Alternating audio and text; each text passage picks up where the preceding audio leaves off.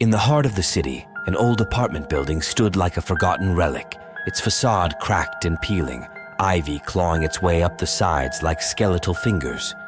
The building seemed alive, whispering secrets from the past through its creaking walls and rattling windows. Despite its ominous appearance, it was home to many who could afford nothing better. Rumors about the building's basement circulated among the tenants. Mrs. Thompson, who lived on the first floor, was the longest resident. She warned newcomers with a tremor in her voice. Stay away from the basement after dark. It's not safe. Most laughed off her warnings, but strange occurrences kept the rumors alive.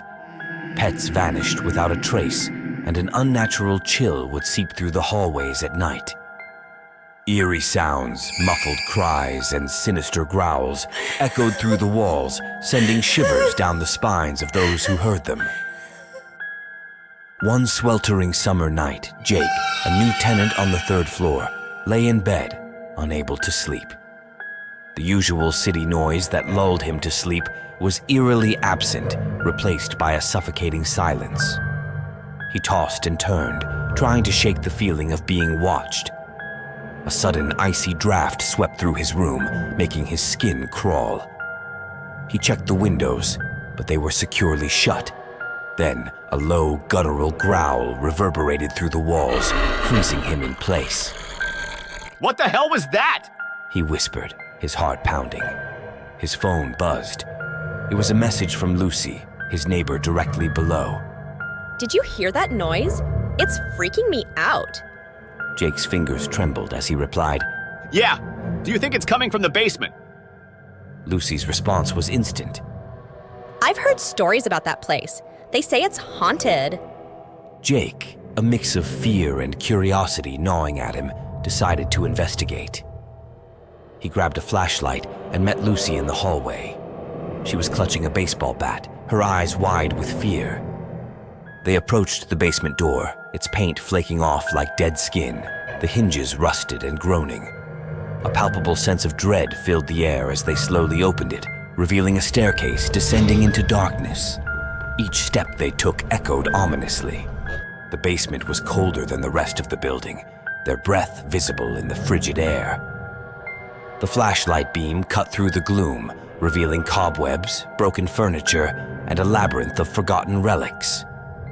Then they saw it, a door at the far end, slightly ajar, with an eerie red glow seeping through the crack.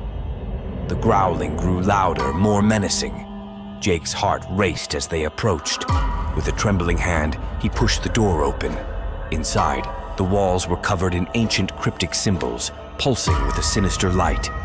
In the center of the room was a swirling vortex of darkness, a portal to something unspeakable.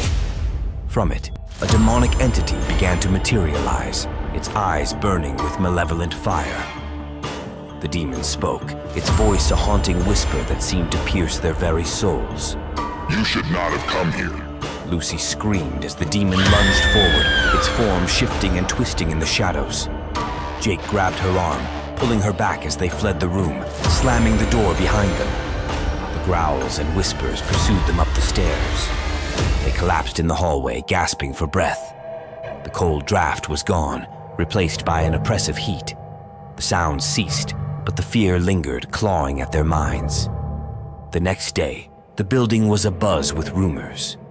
Jake and Lucy warned the other tenants, but many were skeptical. That night, the demon's vengeance began. Residents were tormented by vivid, terrifying nightmares.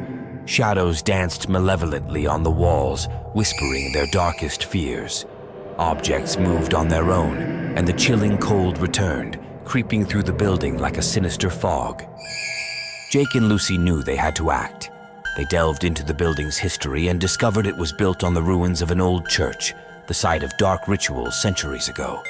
The demon was bound to the basement, feeding off the fear and suffering of the residents. Desperate, they sought help from Father O'Reilly, a priest known for his expertise in exorcisms. Armed with holy water, crucifixes, and a Latin prayer book, they descended into the basement once more. The demonic entity roared as they entered the room, the vortex swirling violently. Father O'Reilly began to chant, his voice strong and resolute. The symbols on the walls glowed, reacting to the holy incantations. The demon fought back, hurling objects and conjuring horrific illusions. Jake and Lucy joined in the prayers, their voices merging with the priests. With a final deafening roar, the demon was pulled back into the vortex, which imploded with a blinding flash of light. The room fell silent, the oppressive air lifting. The symbols faded into the walls, leaving only dust and debris. Exhausted but triumphant, they returned to the upper floors. The residents felt the change immediately. The air was warmer, lighter. The nightmares ceased, and the whispers vanished.